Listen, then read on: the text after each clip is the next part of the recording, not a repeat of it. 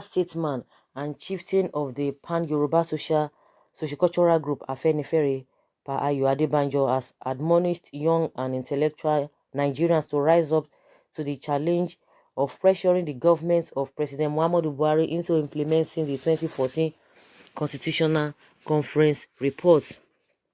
Speaking at the first Goki Omishori annual lecture at the Muson Center earlier today, the former disciple of the late Sagi Chief Obafemi Awolowo said the best time to restructure Nigeria given the seeming breakdown of governance across the country.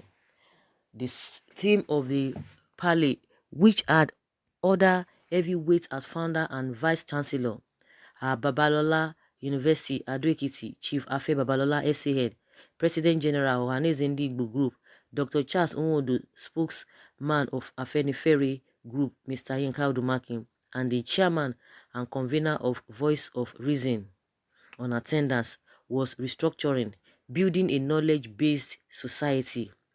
The 92-year-old man said the level of systemic slavery and the attendant hardship being experienced in the country, especially because of the failure of governance, has reached a breaking point and requires a credible and trusted solution as a holistic restructuring of the entire nation to address. According to him, in building a knowledge-based society, the fact that you go to school doesn't immune you from being poor materially, for one can be well schooled and yet be poor.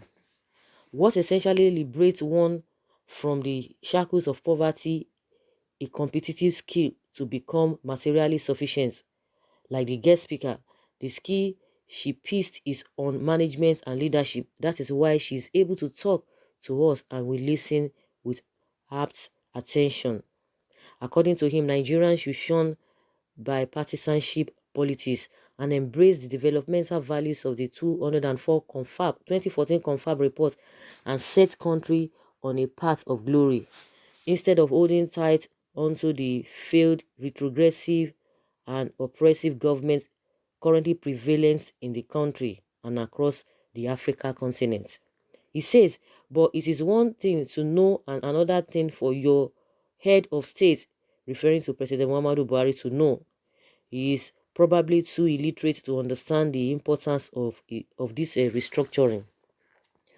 With no certificate to show you, no programs to show you, it is clear he is not on the same page with us.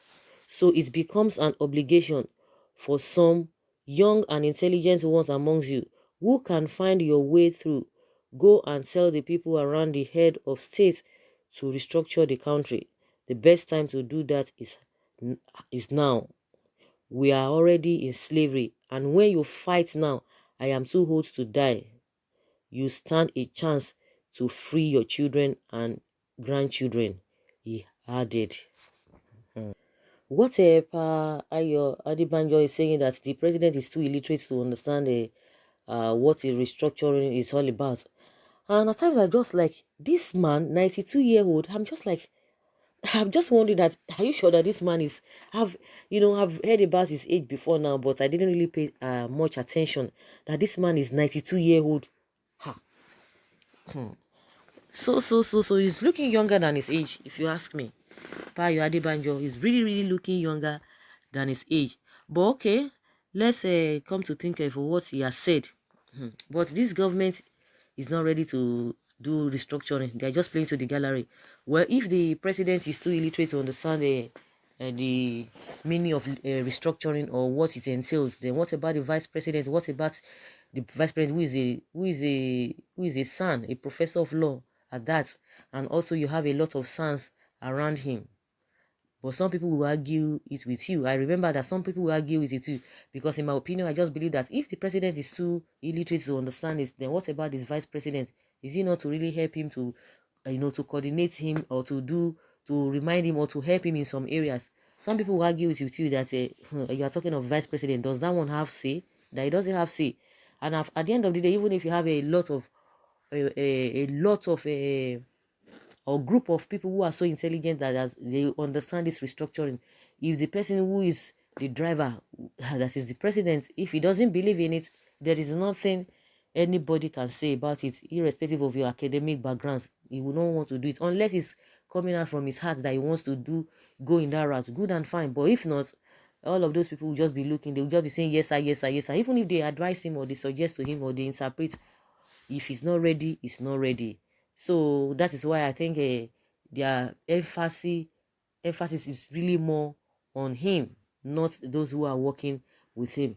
And from onset, he has said he does not believe in that confirm. And some people will still come and argue with it. Oh, that the formation of that 2014 confirm, those people who were really there, were not the right people to have sat down to bring that report or to make decision on that. A lot of arguments here and there, And from the position of this government, they will tell you, oh, restructuring means different things to different people, different things to different people. And some people are, and at the end of the day, if it means this, then what does it mean to you? That is what I've been asking. If you feel that those who are talking about restructuring don't know the meaning, you that you say you know the meaning or it means different things, okay, come bring a standard definition, a standard meaning to restructuring that let the people know. But they are playing to the gallery. There was a time they set up a committee which this man headed. What is his name? Erufai headed.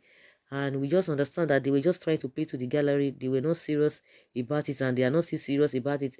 That is not even in their agenda as we speak.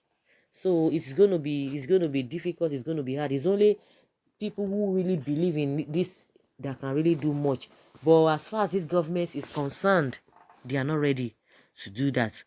They are not ready to do that. These people who have been on this restructuring over and over again. Of course, when you look at this whole thing, we are running a unitary system of government. But you say it is federal government, but in reality, it is not so. But in paper, you talk about federalism and what have you.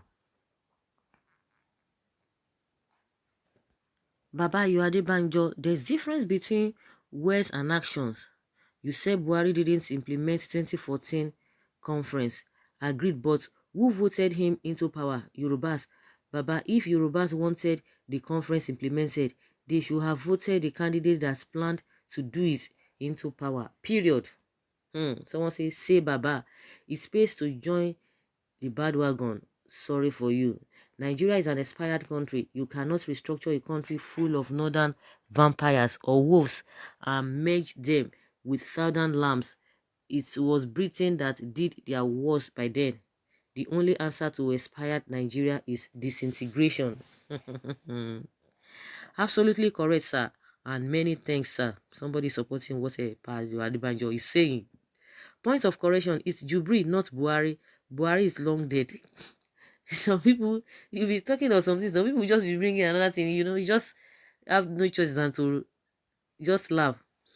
Someone says, you people will soon realize that lecturer Nnamdi Kanu is also a prophet. What he prophesied years ago, and they termed it as hate speech and classified him as a terrorist, is haunting the zoo. Good morning, Zoological Republic of Nigeria.